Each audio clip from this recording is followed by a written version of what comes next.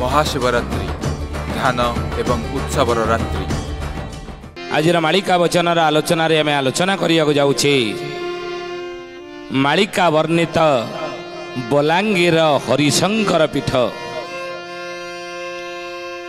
अनेक कहती जे केवल कौन से कटक भुवनेश्वर जाजपुर केन्द्रापड़ा जगतसिंहपुर यही विषय यही जिला उपरे मालिकार पंचसखा मान लिखिं पश्चिम ओडिशा कथा दक्षिण ओडिशा कथा उत्तर ओडिशा ये सब ओडिशा कथा केवल उत्तर पूर्व ओडिशा कथा लिखिं मालिकार पंचसखा मान आम पश्चिम ओडिशा दक्षिण ओडिशा विषय कौन किसी ना ज्ञानी गुणीमंडली सुधीयानी आज मालिका वचन आलोचन आलोचना करने जाऊे मालिका वर्णित से क्षेत्र बलांगीर हरिशंकर मंदिर क्षेत्र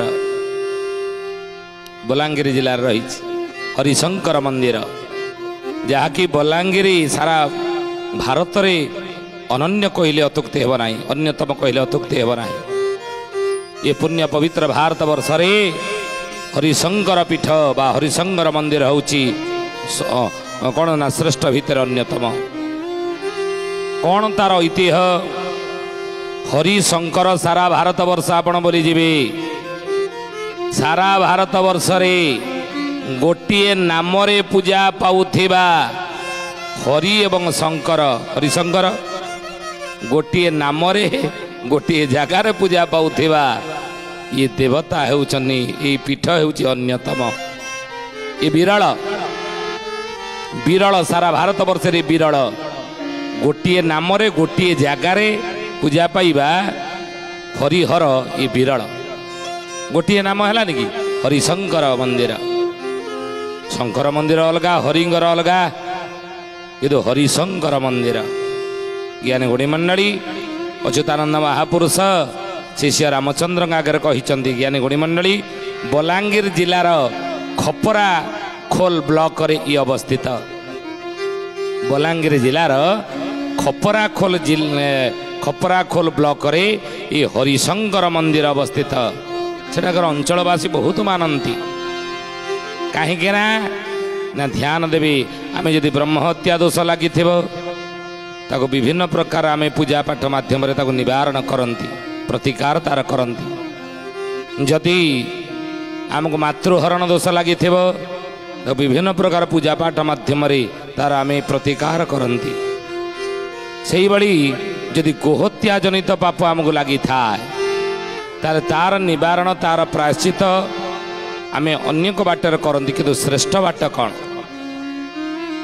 श्रेष्ठ बाट कौन आज आम मालिका वचन आलोचना करुछि जहाँ 600 वर्ष तले अच्युतानंद महापुरुष मालिकार लिखिं और कही शिष्य रामचंद्र आगे बाबूरे रामचंद्र पचारुचंदी कहले कर जोड़ी रामचंद्र पूछती वचन कर जोड़ी रामचंद्र पूछती वचन उत्कलर क्यों स्थान लीला क्षेत्र मान देव कही देव कही शुणिबा को मन बड़ाई देव कही शुणिबा को मन बड़ाई